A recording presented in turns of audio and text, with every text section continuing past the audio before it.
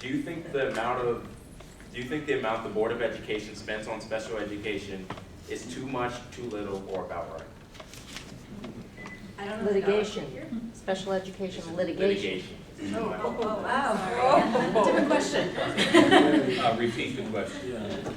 Do you think the amount the Board of Education spends on special education litigation is too much, too little, or about right? Special education litigation. Okay, thank you. I think it might be a little bit too much. I think that spending spending the money on litigation of any sorts is not the best allotment of our resources. The money could go better used into the schools. There are issues out there that are of concerns, but I really believe that there are other ways of solving these problems. I'm not a big fan of spending money on litigation. I think it's too much. That's a pretty hard one. I think when you look at the special education services that we provide for students and families in this county, I think we do a good job. I think the amount that we spend on litigation, I really have a hard time determining if it's too little or too much. I'm not quite sure how it would be too little. We spend a significant amount of dollars on litigation. I think there may be questions about how we litigate, and there may be concerns that are veiled within that question on how we litigate, but I'm not sure that I could say that we don't spend enough. I think the issue is how do we make sure that we meet the needs of our students, and that's the ultimate end. And then the next piece of this is how do we deal with that gap that exists between what a parent may want for their child compared to what responsibilities we have within the law as a school system. And we've got to deal with that. And that's what ultimately usually brings us to litigation. So, not an easy one. I'd say enough if there was a one-word answer. So I've sort of tried to navigate this special ed system, and it is extremely frustrating. And it is positive in the sense that your initial reception into it is good. Everybody has good intentions. The problem is that each child, if they really have a special need, is quite a difficult problem. And we've subsequently gone outside of the system to get them special help.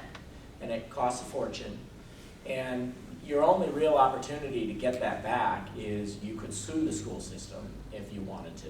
That's your really only opportunity. Or you go with what the school gives you, which is just not enough. And the problem we have is we haven't quite figured out how we're going to address this in a way that lets us deal with these kids who really do have very odd needs. If you look at my kid's problem, it's a very funny problem. And I understand why it's hard for the school to deal with, and I understand why we had to hire a specialist to do it. But if you don't have the resources to do that, I also understand why then you go crazy and sue the school because you have no choice. And you don't want a school to sue the school. We didn't do it because, you know, we just couldn't bring ourselves. We love our school. We love our principal. We love all those people. It's just, you know, you would have no choice, though. And so I think it's a real cry for help in the system. And I sort of felt that personally. Well, any dollar we spend on litigation is a dollar that we're not spending on providing services to kids. So I think that, you know, it is unfortunate when we get to the point of litigation with special ed parents. I don't think there are any winners. I don't think, you know, the school system doesn't win, the parents don't win. You know, litigation is unfortunate. I've had my own experiences when I was a parent with kids and with both my kids with IEP 504 issues in terms of dealing with the school system that I thought was overly aggressive in terms of you know, denial of services and all. I never got to the point of litigation. I did work with the system. You know, but there are going to be times where we do have folks that are going to litigate because, you know, they want private placements, and private placements are incredibly expensive. And if some parents think that the school system isn't providing for them and litigates, and the school system believes that it can provide services, then I think the school system does have an obligation to litigate, because these services can cost upwards of $1 million over the course of a child's education. So if services can be provided by the system and we can't come to a resolution, then we really don't have any choice but to litigate. I don't really know the answer as to what's the right amount that we should be spending on litigation. I know that the numbers are far lower than they used to be, where I think it's roughly in the $350,000 to $400,000 a year is what we spend right now on special ed litigation. It used to be over $1 million. But I don't really know what the right number is. But I hope that we can find other avenues of working with parents, so we don't get to the point of resorting to litigation. I think over the last 12 years, we have really cut into some special education programs, and we need to take another examination. For instance, the learning centers is one example. So, are we providing the right services? In terms of litigation, I wouldn't mind looking at the possibility, and I haven't done the research on this, of in-house counsel. Montgomery County Public Schools has 149,000 students, and we basically contract out our legal fees. And so why not look at the possibility of having, I know it was part of the discussion of the school board, of in-house counsel. I don't know if that's the answer, but it might be one answer. On the agenda for Monday night. Oh, I'm so timely. Anyway, I think that is a good alternative, and one that should be examined very closely. But if I could take one more second, and that is, I really want to go back to making sure we have the appropriate programs for students, and those programs that were closed over the last years, was that really a good decision? And can we broaden them within the local schools? As somebody with a child in special education, this is a big issue for me. I believe very strongly that if we offered a broader selection of special education programs, that we wouldn't need to spend as much money on litigation. I'm somebody whose son or school calls almost every single day because they don't have the ability to make sure that my son can go through a full day of being happy and successful on a general basis. I think that's problematic. Now, I'm not in a situation where I can afford to sue the school system to get him in a special program, but I don't believe that I should have to.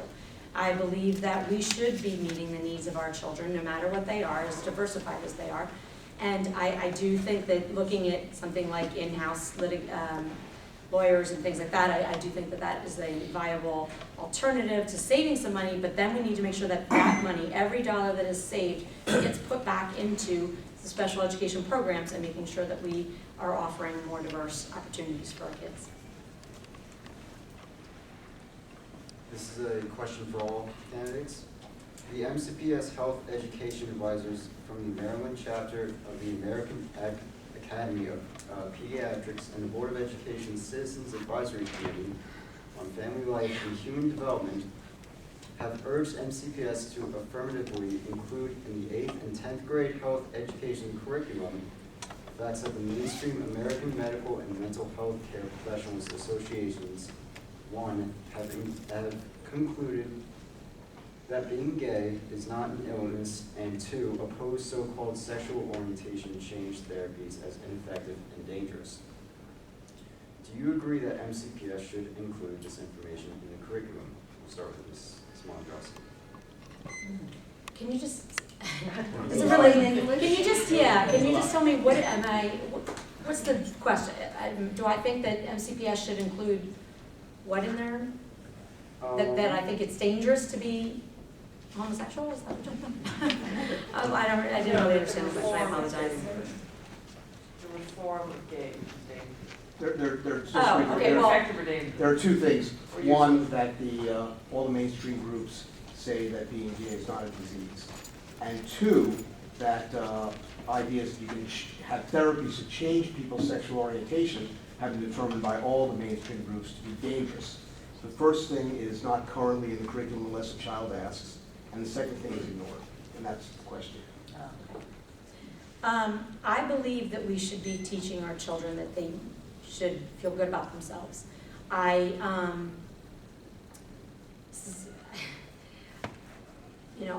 feel like this is a very controversial issue, and everybody has their own different beliefs, and nothing, as far as I am aware of, has actually ever been proven as to how these things are established within children, human beings, whatever.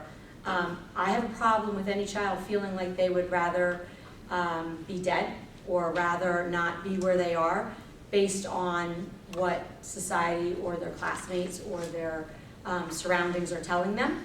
So I do not support anything that would imply that people should not be able to be who they are and feel good about themselves. I don't know if that really answers the question, but still. This is a minute answer for this question? Fast and dirty. Yeah. But clean. Yeah, absolutely. Don't take off what I just. First of all, I personally, when I say had a transformation, I didn't really understand anything about what it was to be gay. I'm not, I'm straight.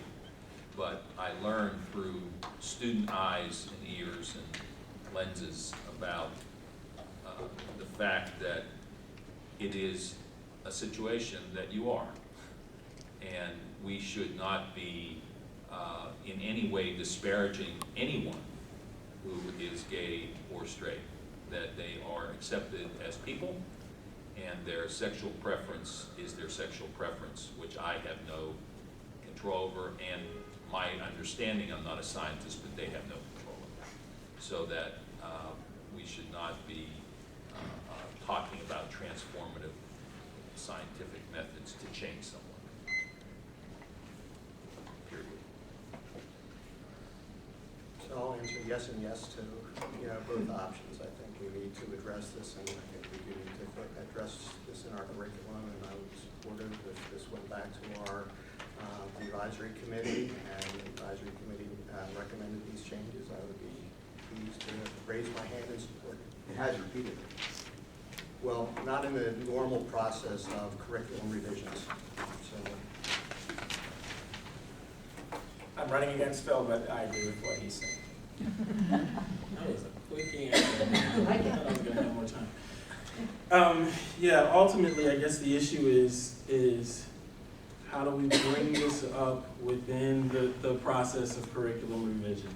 And I think that's the first piece, because our putting in, what was that, in 09 or 07, when we said that certain questions would have to go to the counselor, and that's where you could ask the question, but we were not going to speak to the issue of if it's okay to be gay.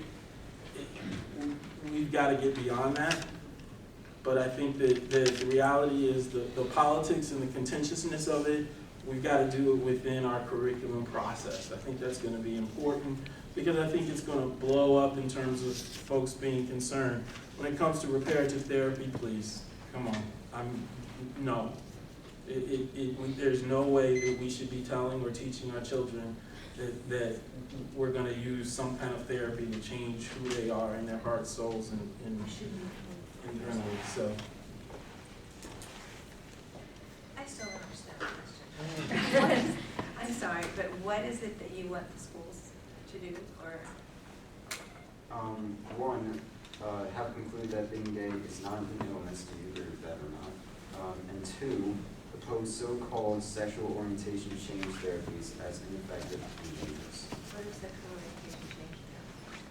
Basically, if you're homosexual, if you To try take a talking therapy about class, it. to try to change your sexual Well, that is ludicrous, in my opinion.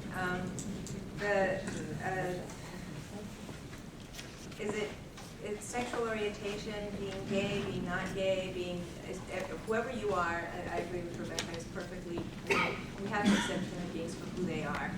And the school system has to accept human beings for who they are. And if I know there are some conflicts in schools, and there is trouble in school, and back again to, I'm going back to my conflict resolution and mediation thing, these restorative circles work. And if you get people with different views together, and you put them in a room together, and you let them talk about things and understand each other, and see that they're all just regular human beings with just different kind of orientations or ideas, a lot of really good things comes from that. And I think they have to have the opportunity to do that, but no, I just don't think that you should go around trying to change people who they are. Just to clarify, the question was whether the health curriculum should state what the mainstream medical groups say about reparative therapy, which is it's dangerous, it's harmful for people. It's dangerous, it's harmful, and you shouldn't do it. And it does not now. It doesn't work. That's not the question. The question is, should the curriculum state that? Right. In the public schools, should the curriculum state that? Should the curriculum state that, yes. I'm still not sure I understand it, but should the curriculum state that these practices are not healthy for children, then yes, I agree. If I understand the question, but I'm still not sure I understand the question. I'm sorry. We're gonna go It's very confusing. We're gonna go to a different topic, and we're gonna start here with Ms. Sessinger. What is your position on teacher tenure? Oh, boy. Oh, that's a tough one.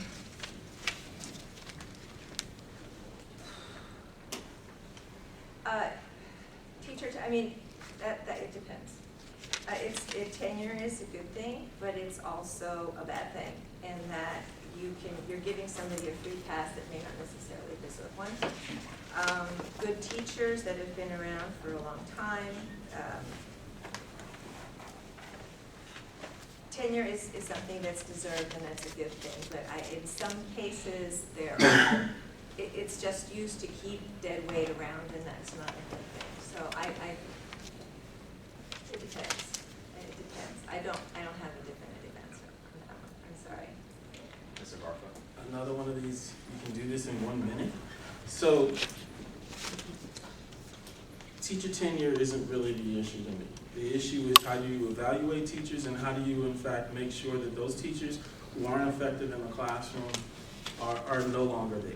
So teacher tenure, yeah, okay, you can keep it, that's fine. The issue is, how do we evaluate our teachers? And I think what we have going on in Montgomery County Public Schools and our professional growth system, our peer assistance and review program, in fact, works very well, because what we work on is when we find teachers who are not meeting standard, who are not meeting the objectives and what it means to be a quality teacher, and that goes across all of our staff, we have the opportunity for them to get better by getting assistance, by having consulting teachers, and having folks that will help them to get better. That, I think, is what works for us and has worked for us over the years.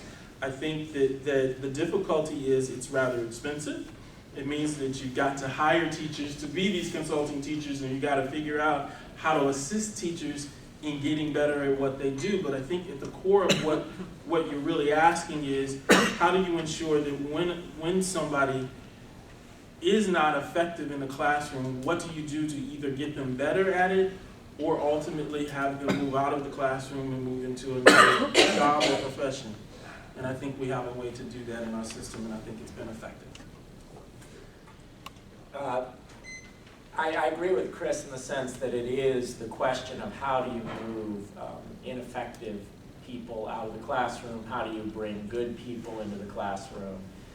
Tenure itself, I think, is a concept that was designed largely to protect academic freedom, so that people couldn't be penalized for what they thought or what they were teaching, and to do innovative and creative work. I think one of the things that's happened is we've developed a system of protections around how people are treated, so that now we should be comfortable doing what Chris describes, which is evaluate people, reward them for being effective. I don't just mean teaching to the test. I always find these things very difficult. If you take a very smart population and teach them to the test, you can look fantastic. If you take a tougher population, these are very tough questions of how to evaluate people.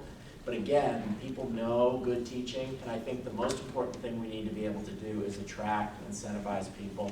And I don't think the traditional systems we have in place now are driving towards that. So I think we have to differentiate between teacher tenure and K-12 versus tenure and higher education.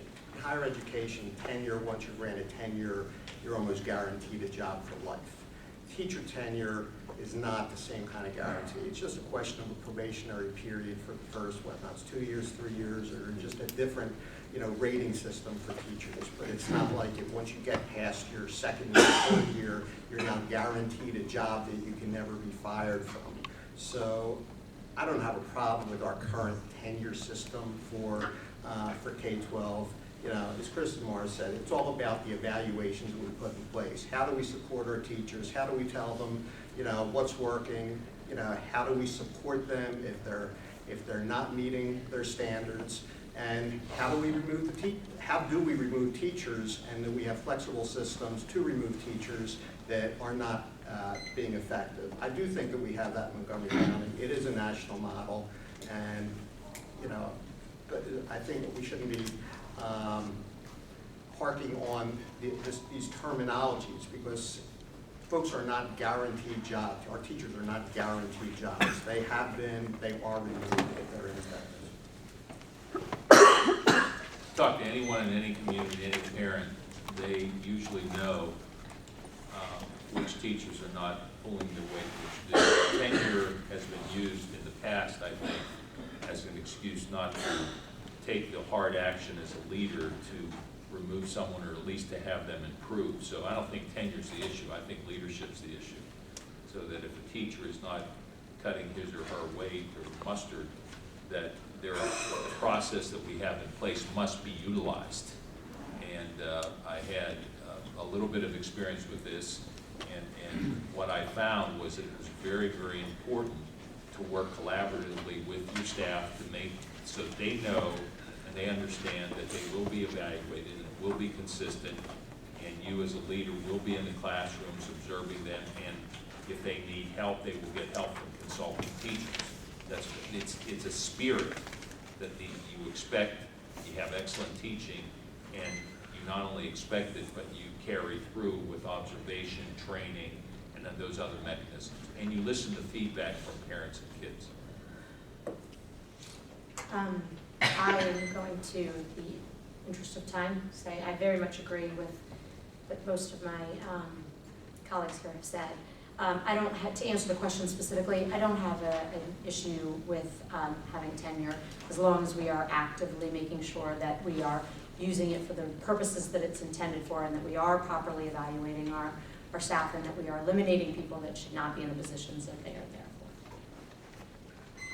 This question came from the audience, so I'm going to start at the far end. Could I make a suggestion that you start in the middle and we go different way?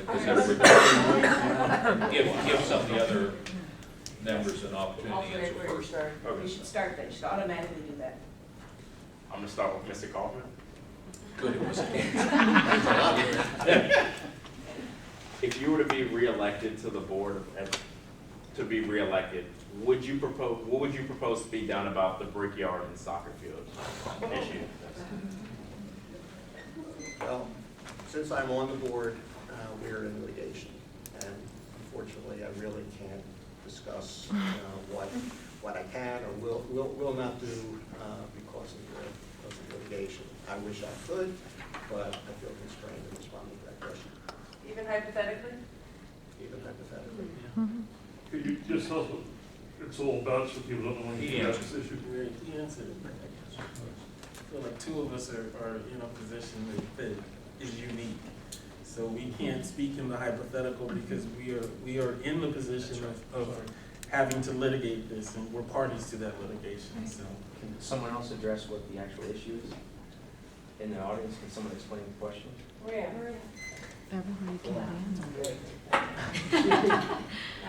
have 1 minute. 1 minute. That's where you lose me. No, actually, what it is Board of Ed owns 20 acres on Brickyard Road. And our county executive started in November of 2009, asked for this land before the 2010 elections, and got the Board of Ed to agree. And they are giving our public land to a private corporation, soccer corporation. Shall I say? Let's go ahead and just say it because it's all on the lease now, MSI, at $1,500 a year.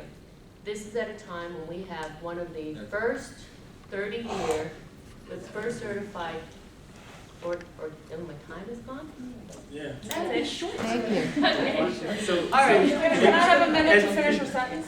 No, can I have to deal with some other facts, or can we just get off of this? Yeah, I and don't move know. on to the Let's questions? do another question. Because No, I ultimately, think- we're the folks that you're gonna vote for. I'd like to respond. Excuse Yeah. me, Yeah. please. Wait, I don't think this is really a fair question. since It's two not. candidates no, are yeah, not I think and It's that's don't- not. fun. I think I think we're everyone gonna on have to set it the aside. panel realizes that it is It's an an issue issue. that people will go to the polls thinking about.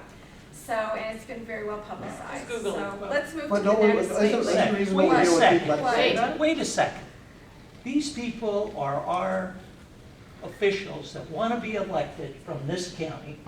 It's an issue. If they want to not answer the question, let them choose to not answer the question. It's not a matter of I will not point out wanting that to Mr. answer the Kaufman question. voted against the lease and Mr. Barkley voted for the lease. But apart from that, all the other people don't and aren't limited by the same issues. So why can't they answer the question? That's a fair This does question. have to do with school board land, our public land, which is, as Mr. Kaufman Okay, mentioned. let's, we don't really have a lot of time, so. And I would further I'll- add I'll that this defer board to has this spent gentleman. $200,000 in legal Right. fees. But wait, let them, So let's is anybody just, gonna say that for the 30 years, this land was owned by a private entity? It wasn't Leased. owned, it was leased to a private entity, excuse me, but, the reality is, somebody was making profit off of that land. They may have been an organic farmer, That's but in they the were. past, let's stick to the future. okay, Well, let's, wait a minute.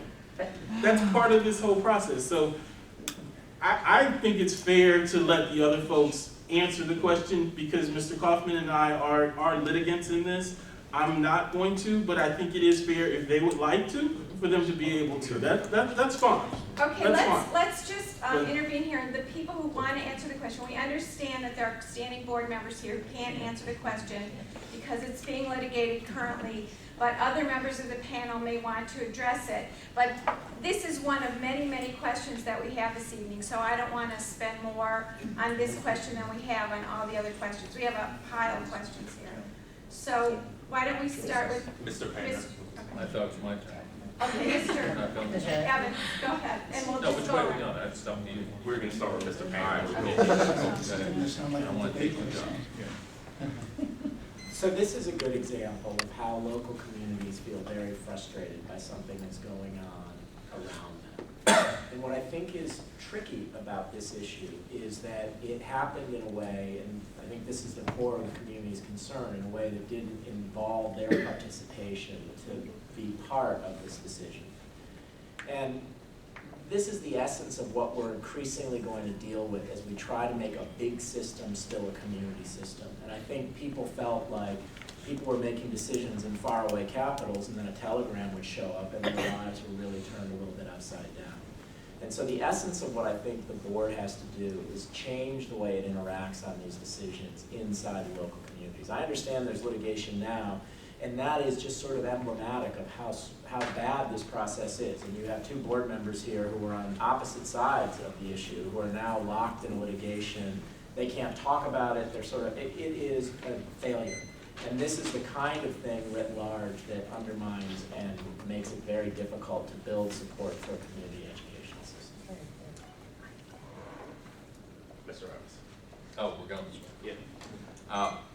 I think what we can learn from this is that we should learn something from it. And that is that it is incumbent upon the board after the election, whenever that happens, to really review what went wrong so that we don't get into this kind of situation again. It's been done, it's been litigated, we're in the middle of that process, but what can we learn from it? And this goes back to my answer about in-house counsel, that it would have been potentially valuable, but that's not the answer. The answer is, What have we learned from it? And how do we get the community involved from the beginning and not, it appears that it was secretive, that decisions were being made without input from key stakeholders. So we need to learn from this one.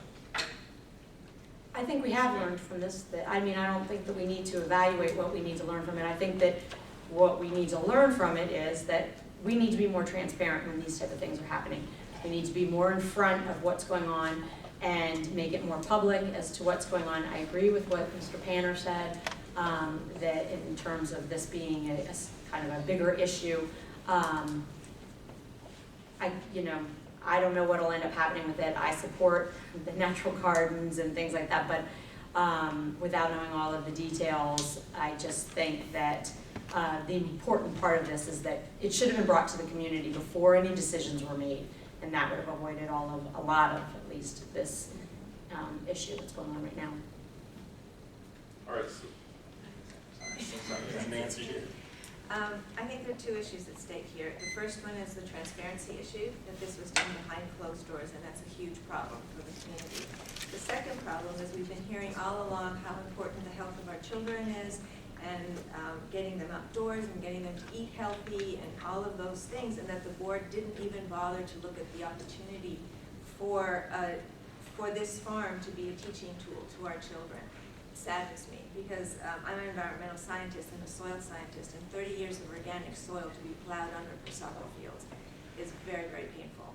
So I think we've got the issue of transparency and the issue of making this a potentially really, really valuable education center.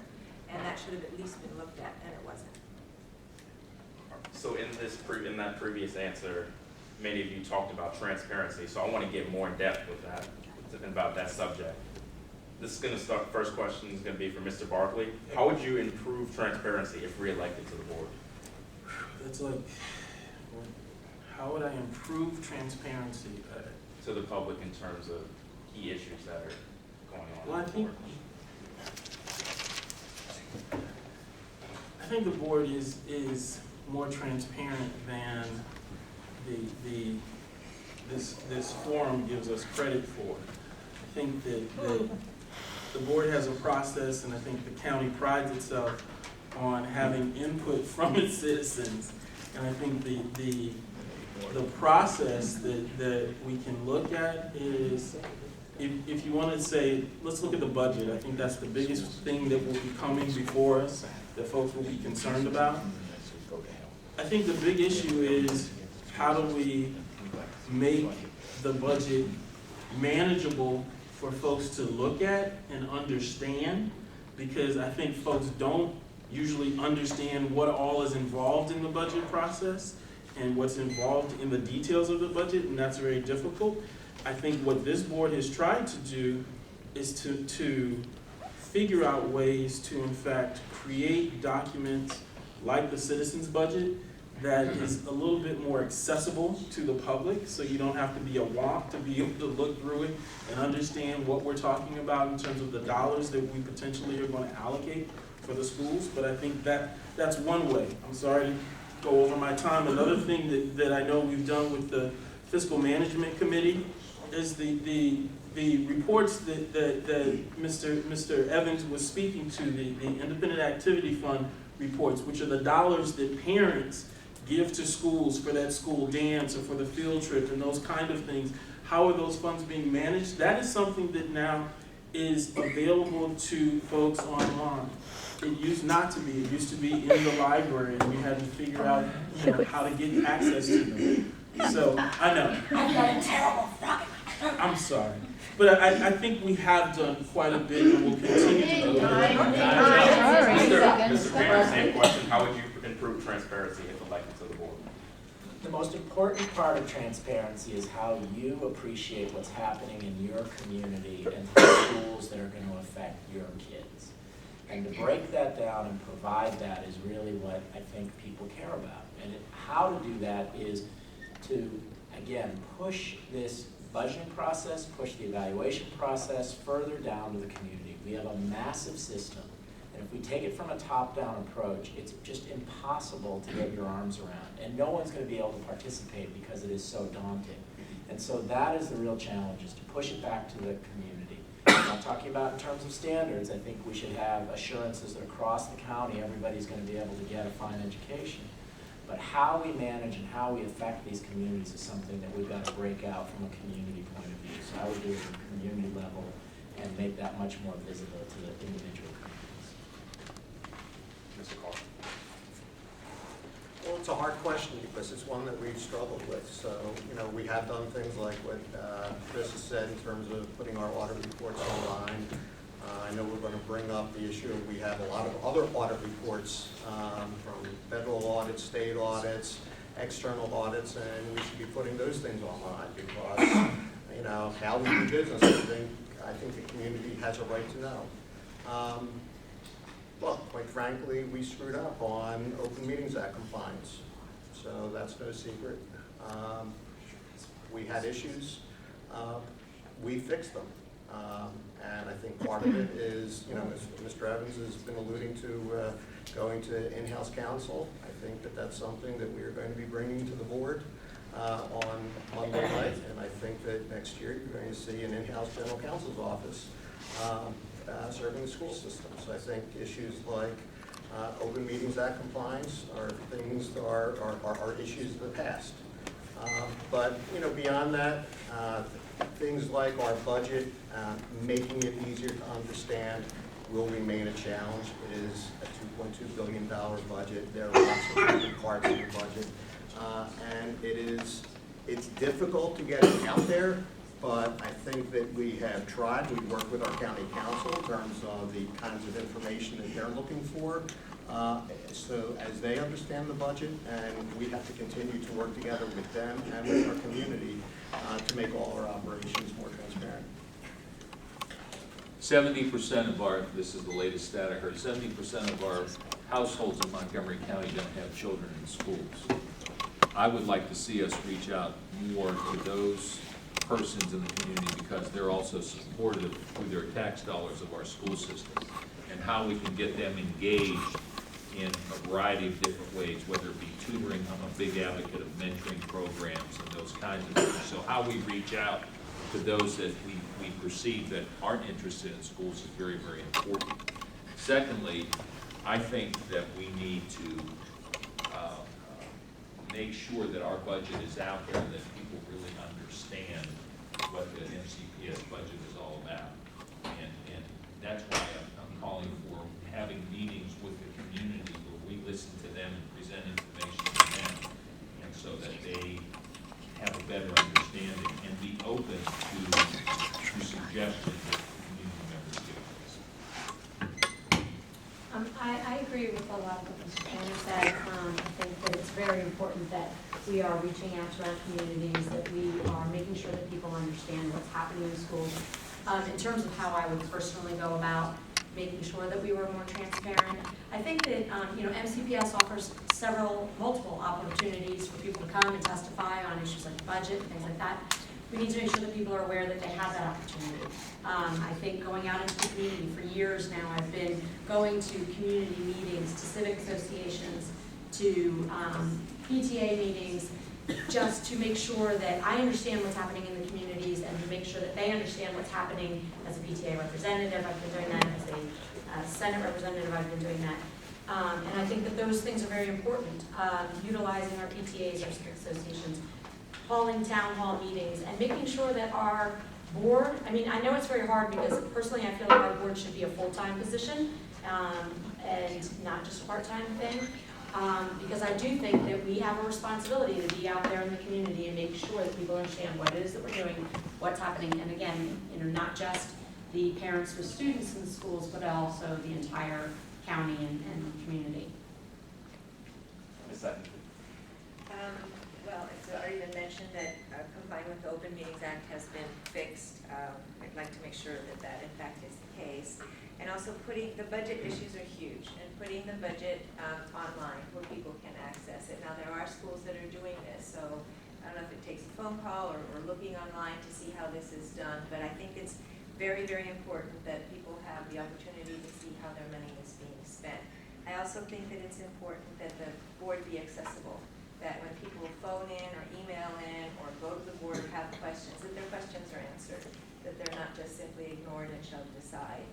Going into the community is all well and good, but the board has to be accessible to the community whenever the community wants them to. And the information that, everything that the board is doing, within possible exceptions, but what they're doing should be done in public, and the community should have a way of accessing it.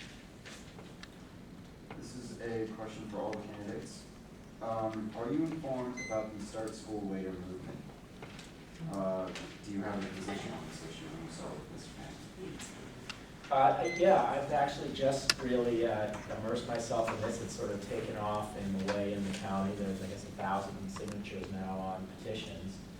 And I have to say, as a parent, it is a very appealing and rational set of decisions. So I have to say I'm in favor of it. I think the hardest part that the county is dealing with as a big entity is how to manage enough of a school day so you get all the education that you need and managing moving all the people around. But I do think, and I've now read up on the evidence from various pediatricians, and I agree with this, just having watched my kid be zombies, so I fully appreciate why this makes such tremendous amount of sense. Well, I learned about it today. It's been brought back as an issue. I think that, you know, my recollection is probably around 10 years ago, this was an issue before the school system, and there was a task group, and they studied it, and there were probably 50 different options that were put forward. And I think at the end of the day, with all the study and all the analysis that was presented, the decision was made at that time not to go forward with a change. I think Fairfax, there was a group last year, 2 years ago, that brought this as an issue, and I think ultimately they decided not to make a change. You know, I'm open to looking at this again. You know, I think we have to be careful. You know, I certainly don't want to make any commitments. There are arguments on both sides. I know having kids that were, you know, I can understand why, you know, it is a very appealing question for, you know, for kids and their sleep patterns and all that, but it's very complicated, and I think it needs careful thought. So, you know, I'm committed to looking at it, but I won't commit to, you know, that we will definitely make a change. For the 2 years I worked in Loudoun County, Virginia, Loudoun County has the start times where elementary start first, middle schools are second, and high schools are third. I was very, very surprised by that when I got over there. They had made that change about 10 years prior to my arrival. Now, it's a different, that being said, it's a different system, it's much smaller, it's the fastest growing school system in the country.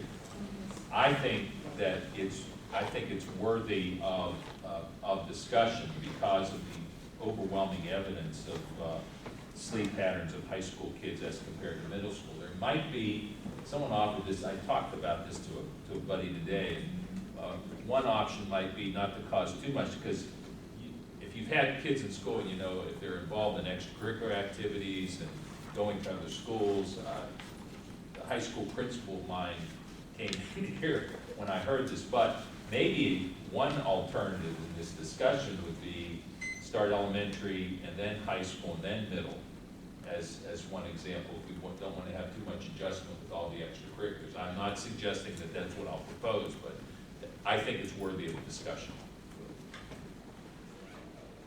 I think it's a very interesting idea. I think it's a great thing. My son gets picked up by his bus at 6:30 in the morning, and that's treacherous in my house. But that said, I don't know how logistically possible it is, but I would absolutely be committed to finding out and to making sure that if it is something that's reasonable and doable, I would definitely be willing to support it.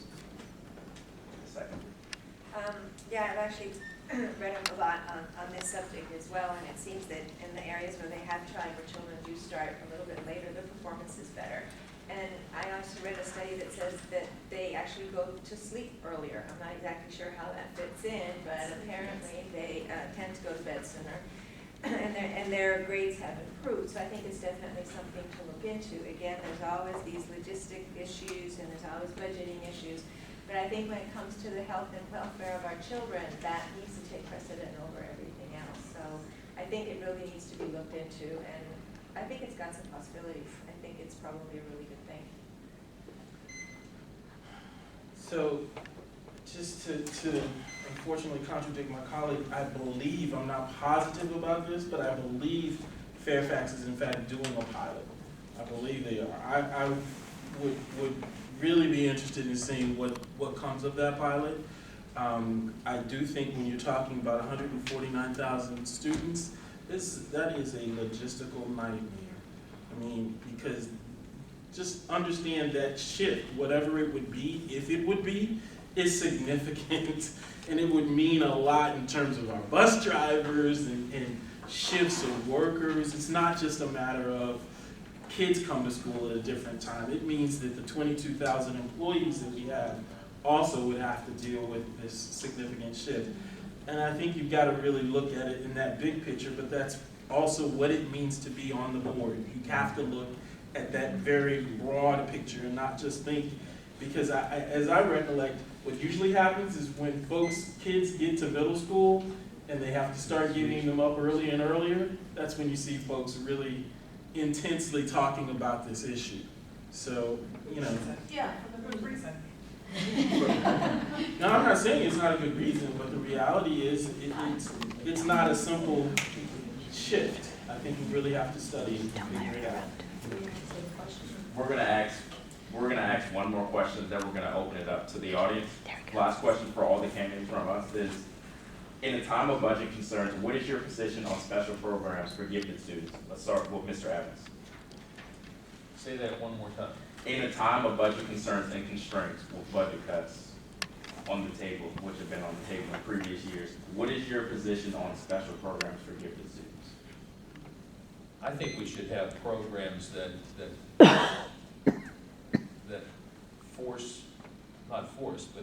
students can reach their fullest potential. So whether they be more advanced placement courses in a school, whether they be programs like the IB programs, we need to sustain and grow those. I am not in favor of cutting those. I assume that's what's behind the question. AP courses and the IB program. I'm sorry. AP courses and the IB program. Yeah, and also there are programs, I'm not as well versed at the elementary level, but there are programs at the elementary level like the foreign immersion, Spanish immersion, French immersion programs that I think Chinese meets, I'm sorry. Chinese immersion. Okay, Yeah, let's I let know that that. I candidate just didn't want to answer. mention all of them. Anyway, Okay. that's, I believe we should sustain and grow those programs. I believe that we need to sustain our gifted programs. In these tough budget times, I don't necessarily think now's really the time to start expanding those programs, because for me, I think we need to be expanding our vocational programs and looking at our special education offerings. I would not support, reducing our gifted programs. I think we do a good job, and I'm a strong supporter of those programs. But in terms of expanding them, I think that there are other areas where MCPS could afford to put those budget funds right now. Ms. Effinger. I'm gonna have to agree just about everything Rebecca said. I wouldn't cut any programs, but I think that more attention needs to be placed to vocational programs. We don't have enough vocational options in Montgomery County, and children need choices. Our students need choices, because what we're aiming at here is to make our children be the very best that they can be, and to make them proud of who they are, and they need to have the choice to academic choices, which they don't have. Mr. Barclay. I don't know that any programs have been on the chopping block in the last couple of years. I think there was a list that went out 2 years ago that really was more about the superintendent trying to scare people than it was about a real significant change that was potentially happening with the school system. I agree that we need to maintain our funding for programs for our highly gifted students, but I think also we really have to look at what are we doing for those kids that are in the middle, and what are we doing for kids that are struggling. And I'm not talking about quote-unquote special programs, but I am talking about more engagement. And I think Anita is right that we need to be looking at how do we deal with career and technology education. But just in general, we are in a budget crunch, so the difficulty is if you start putting more funds here, you gotta figure out where you're gonna take it away. And I think that's the difficulty, but that's the reality of what our job is. Mr. Barron? This conversation is fundamentally what scares me about the budget, is that it feels like this is like what it's like to be in a really big company with a command and control structure right before the stock goes zero. This is what it feels like. These are the conversations. It's where we can't figure it out, we don't know what, because it's a tiny group of people within a pretty closed system that are trying to figure everything out. And the way you have to get out of that problem is to push responsibility out to the people who are closest to the problem. If we start cutting any of these programs, what happens is very quickly people say, this is not a system that's going to give my child something great. And already on the special ed side, people have sort of, well, my kid has a disability, so maybe that falls on me or something like that. But if you're going to have a system where everybody starts feeling like it's mediocre because we're boxed in by where we are on the budget, we're in deep trouble. And that's what it's all about the next 4 years, and the next 4 years after that are all about. Mr. Carl? Well, I'll disagree a little with Morris. I mean, it is a budget issue. I mean, if we are going to be expanding programs, if we want to, I mean, we have GT programs, and I won't put language immersion in as a GT program, but we have magnets. We have 6 elementary magnets, we have a couple middle school magnets, and we have a couple high school magnets. So I think that in terms of, those special programs for magnet kids, yeah, it is a budget issue. And I mean, we have not kept pace as our enrollment has grown by 10,000 kids over the last several years. We haven't added seats in those programs. So I think, if we wanted to do that, that's a budget question for us. I think there is also an issue of how are we meeting the needs of GT kids at their local school, which I think is also a significant issue because, not all our kids are going to the magnets. So, and I don't know that it is necessarily a cost issue with regards to, programs at our local schools, but it is a question of setting the expectations, at the local schools to make sure that the needs of all kids are met, whether or not they're GT kids, whether or not they're special needs kids, whether or not they're kids in the middle. So, I don't think that we are planning, and I will not put forth any proposal to cut our magnet programs, but I think that it is, there are fiscal challenges for us. I don't think I would be advocating for increasing our magnet programs, during this period.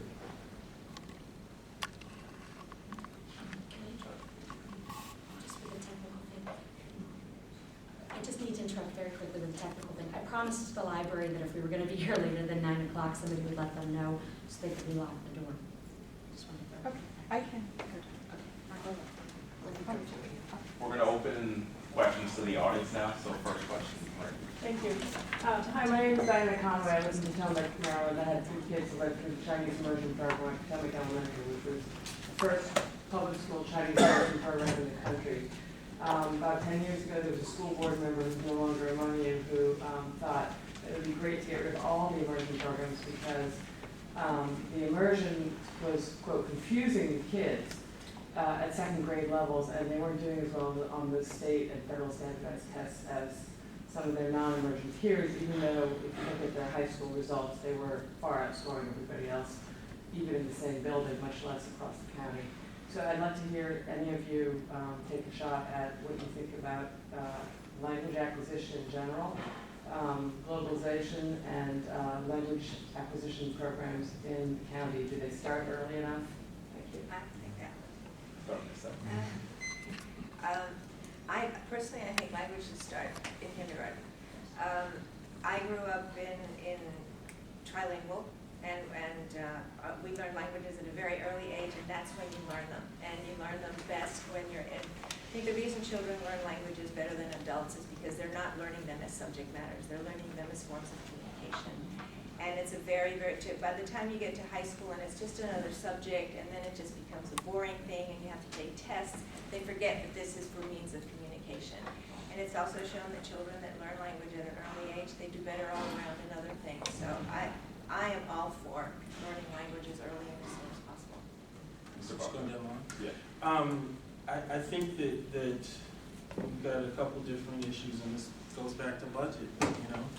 One of the issues we gotta figure out is how do we really change what we consider essential for a child to learn in their 12 or 13 years with us. I think that we start foreign language way too late. I think that we would be much more successful if we were able to start it in elementary years. Not quite sure how we would be able to afford that right now. It doesn't cost anymore. Well, You still have to teach them math and reading and writing, it's the same cost, you still have to teach them. Let's let do I the get to candidates answer or speak. to No, open go up the ahead, conversation? go ahead. Sorry, You know, I've looked at it. I think that there is an opportunity that we're going to be afforded as we make this dramatic shift with the Common Core state standards. And I'm hoping that one of those opportunities is to not be so focused on simply reading and math, but really to look at how do we expand out. Because for me, you know, as somebody who loves the arts, you know, I would really love to see expansion there too. But I think it's something that we really need to look at in the earlier years. So I think the core issue here again goes back to community. And when I make the analogy of this is what it's like to be in a big company where everything is dying, you have people out in the communities who are coming back passionately in favor of these different ideas that have worked for their kids, and not only for their kids, but are just like, you know, you probably have a group of parents who sit around and say, wasn't that fantastic? And, you know, they do all that stuff, and there's no doubt that if you look at some of the Oyster Bilingual in DC, you know, people compete like crazy to get into that school. And I don't think it, and I agree with Chris, it's not just a question of bilingual education, it's a question of being able to do things at a community level that get people so passionate that they come to meetings and say, I have 3 kids going through it, I want it for somebody else. I don't even think you're worrying about it for your own children at this point, you just want it for the community. That's an incredible statement about somebody being passionate about an educational experience. Well, I think as we look at 21st century skills, I think language acquisition is, and having our kids learn more language and learning languages better is something that we need to do, whether or not it's Chinese, whether or not it's Arabic. You know, I mean, many different languages beyond just the Spanish and French that we're doing right now. So I think, yes, I think it's something that we need to be looking at. I think it's more of a long-term goal. I don't really think that the resources are there right now to make any significant changes, but I think that is something that we need to be, you know, putting out there as something that the system should be evaluating for the future, and at the elementary level, because I don't think that I think middle and high school is too late to really do it. I'll never forget the 6 years I spent with Mrs. Lobby, L-A-U-B-I-E. She was my vocal music teacher in elementary school. And I give her direct and specific credit for my enjoyment of singing, to the point where even at my old age, about 5 years ago, I tried out for the National Philharmonic Chorus down at Strathmore Hall. I made it. I was like a little kid. I don't say that to be funny or to be glib, but that was very, very important to me, and I didn't necessarily know it, but that was enriching, it was helpful, but I don't know whether it was helpful to some of my friends and colleagues. So what we have to get good at is opening up programs where there is an interest, and language is very, very important in a young age, because I learned that through my family.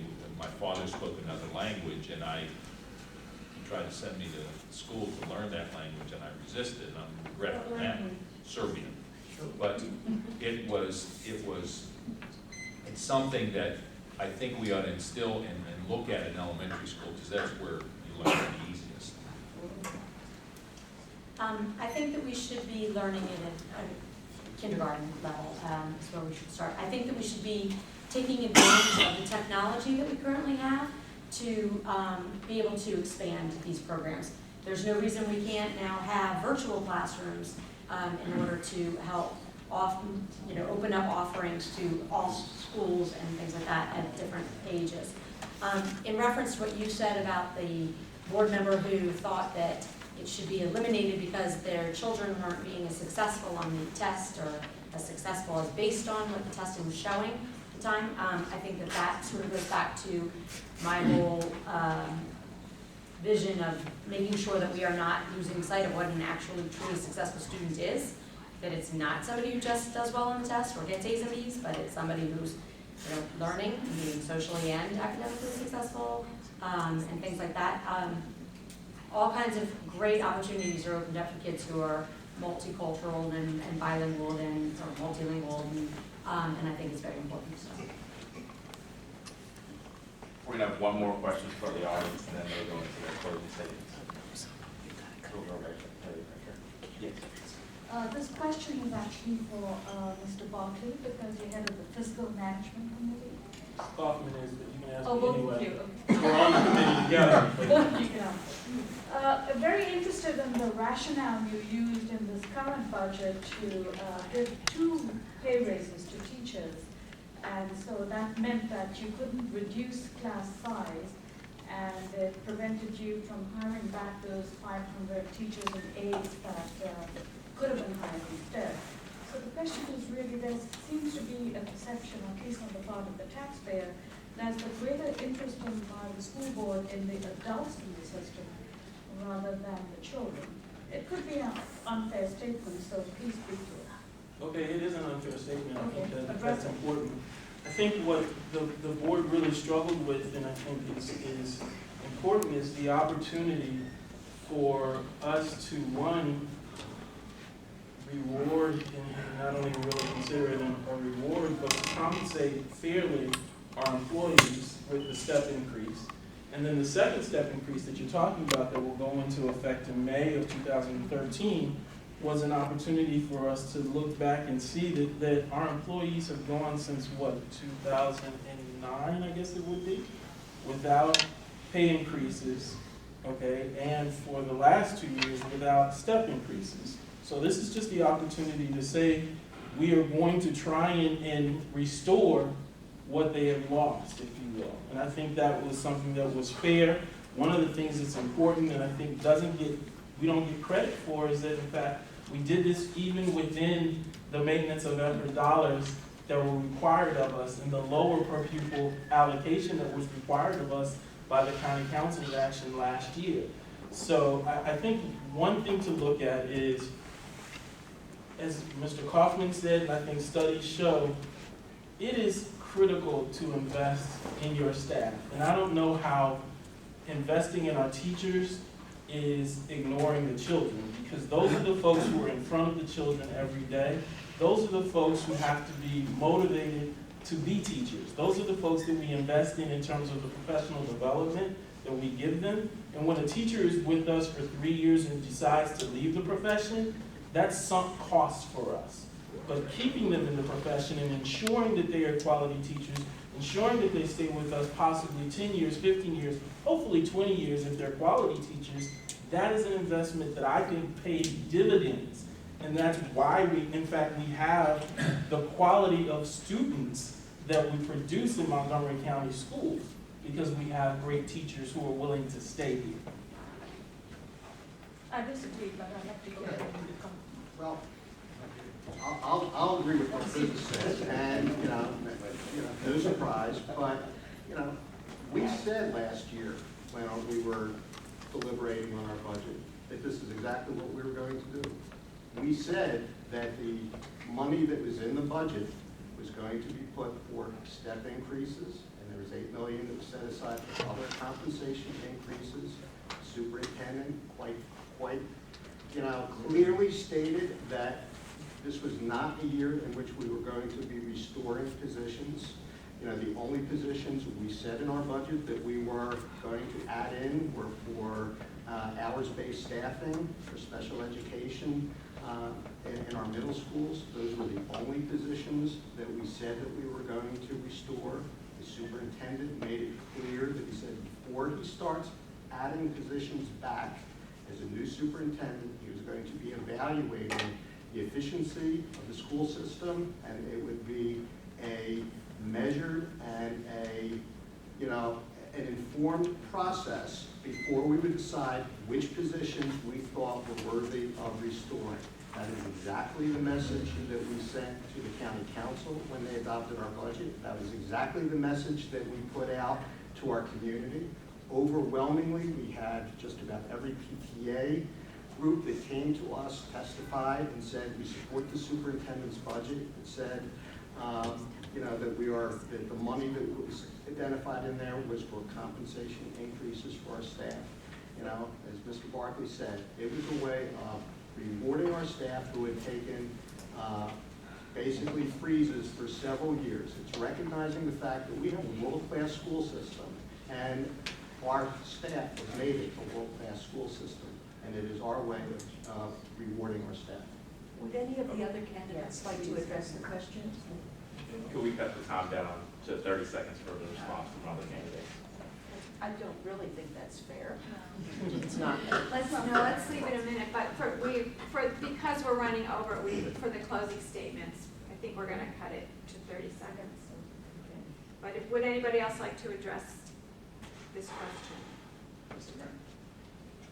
I'm probably the person on the panel who takes I take a very hard look at the budget for 3 reasons. One, we're in a very difficult long-term structural deficit. So we've got to look at everything we do in eyes of, are we moving towards making that sustainable or not? This doesn't do that.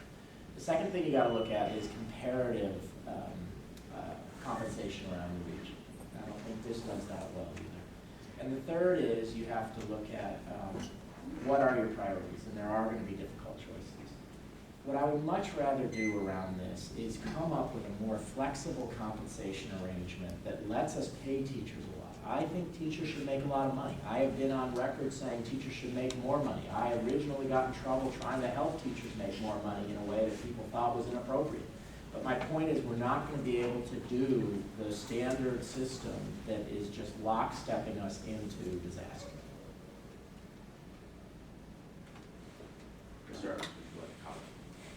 I think they made the appropriate decision at the time they made it. However, I will, and I have said in all my statements and my written webpage and all that, I want to take a good hard look at this whole $2.3 billion budget and do an analysis of it over time, not just in a month or two, but to find out what programs are not working, if there are any, and do an analysis and make changes where there's changes that need to be made.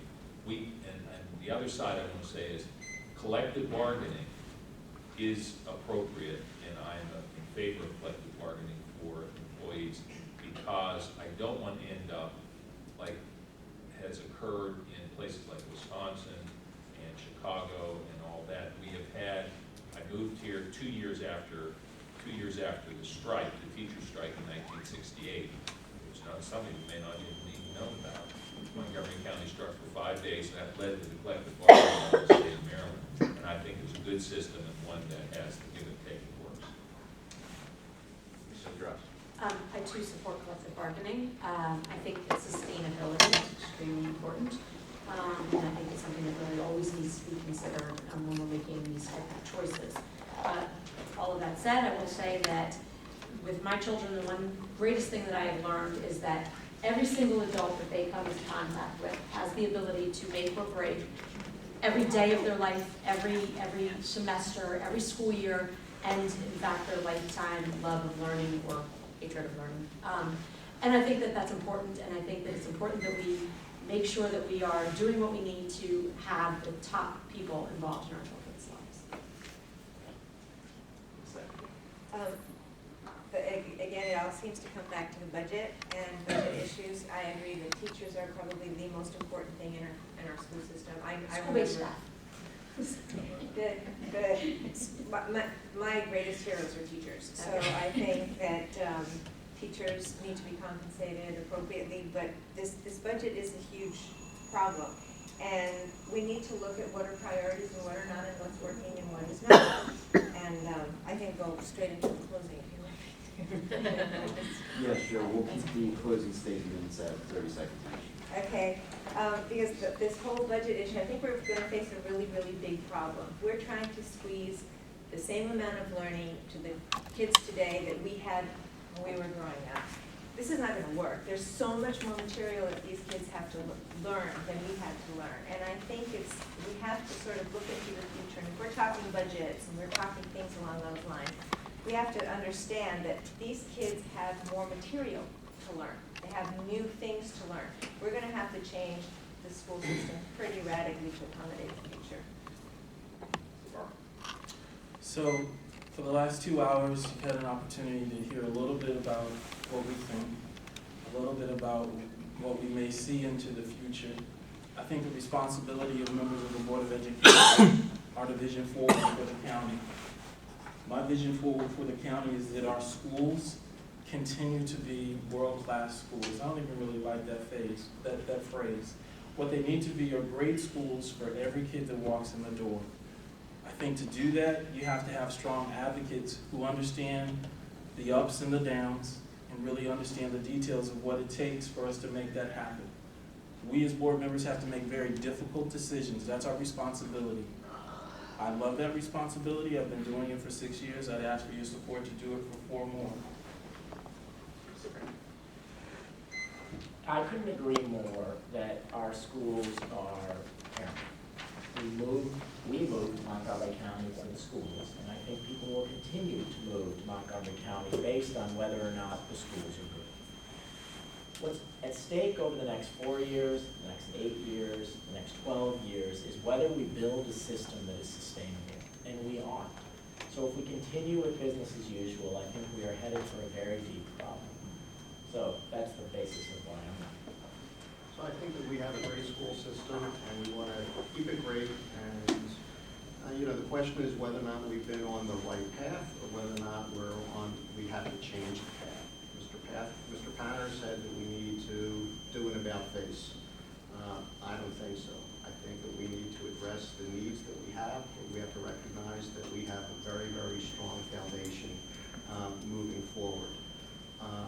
A lot of being on the board is about relationships, and it's whether or not it's relationships with our state delegation, whether it's with our county council, whether or not it's with our associations. These are the relationships that are important if we are to be successful. I have those relationships with many of those officials. I think that these are issues, as we fight for budget, having those relationships will be important.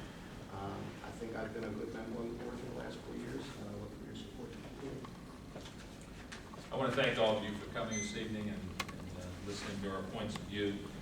I have a couple additional things I want to say about at least my background and experience in Montgomery County. And not only worked in the school system, but I've been engaged in a lot of community groups, including groups like the Mental Health Association and Board of Directors of the YMCA. And the reason I think that's important is that I think I have an understanding of the needs and wants and desires of all the members of many members of our community. I look forward to engaging with the public once I get on the board, because I think I have to be your voice, not the voice of the superintendent or the employee, but the voice of the people who are getting the services from the school. So I encourage you to check my webpage, and also if you have any questions, feel free to call me, and I'll be glad to answer them to the best of my ability. Thank you very much. I agree that our school system's success moving forward, a lot of it is going to be based on relationships. I have the experience with the community, I have the experience with our elected officials. I've got our children in the school system right now, that it gives me a very personal vested interest in the success of our schools. I'm asking for the opportunity to represent all of you, your businesses, your communities, your children, and your home values even. And be the person who will look out for what it is that you feel is important and represent those issues. Thanks for coming out today. Thank you. I want to thank all the candidates for coming, and